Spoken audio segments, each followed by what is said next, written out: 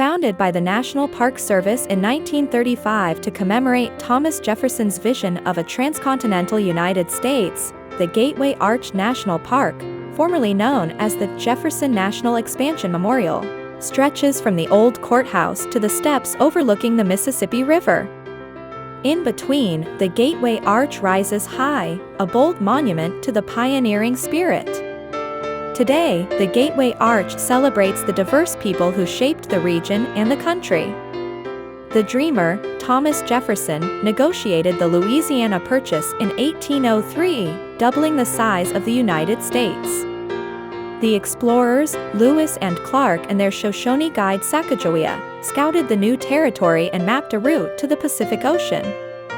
The challengers, Dred and Harriet Scott, filed suit at the old courthouse for their freedom from slavery, and St. Louis suffragette Virginia Minor sued for women's right to vote.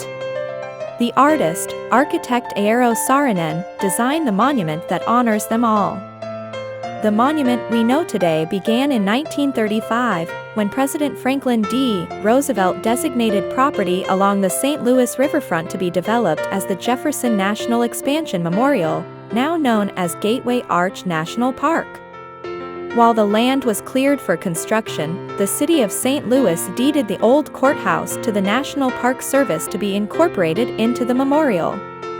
In 1948, a nationwide design competition determined what shape the memorial would take, and in 1963, construction began on architect Eero Saarinen's design for a stainless steel arch completed in 1965. The Gateway Arch stands as a symbol of national identity and an iconic example of mid-century modern design.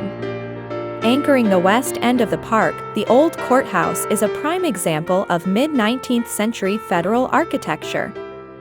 Built in 1839, the courthouse served as the site of a number of landmark civil rights cases, including the Dred Scott decision. In the 1830s, the enslaved Scott was taken to free territory in Illinois and Wisconsin before being brought back to Missouri.